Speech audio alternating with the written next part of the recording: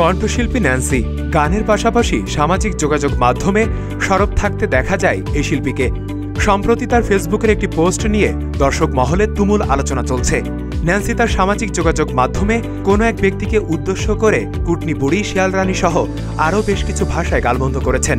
এছাড়াও শিয়ালের ছবি পোস্ট করে একটি দরখাস্ত আকারে কাউকে সতর্ক করেছেন এই শিল্পী, যদিও সেখানে তিনি কারো নাম উল্লেখ করেননি।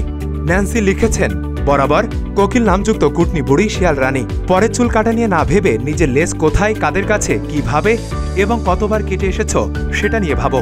মেকআপ ছাড়া তুমি যেমন বিশ্রী, তোমার কর্মকাণ্ড ঠিক তেমন বিশ্রী। ন্যান্সি আরও লিখেছেন, মানের ভয় তোমার নেই জানি, কিন্তু প্রাণের ভয় তো আছে, তাই যত দ্রুত পারো জঙ্গলে চলে যাও, নাইলে যে কোনো সময় রামপ্যাদানি খাবে। সতর্ক বার্তা প্রচারে সুস্থ শিল্পী সমাজ।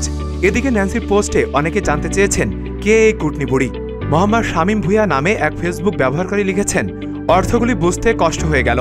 সেই মন্তব্যের জবাবে ন্যান্সি লিখেছেন, আমাদের গানের জগতে বিগত কয়েক বছর ধরে একটাই আবর্জনা, আপনি না বুঝলেও গসিপ মাতা ঠিকই বুঝবে কি বলতে চেয়েছি।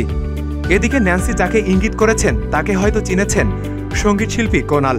পোস্টটি তিনি সামাজিক যোগাযোগ মাধ্যমে শেয়ার করে লিখেছেন, ন্যান্সি আপু ফিরে এসেছে। বহুরূপী মিথ্যুক হিপোক্রেটরা আসলে বোঝে না অসভ্য আচরণ, বর্বরতা।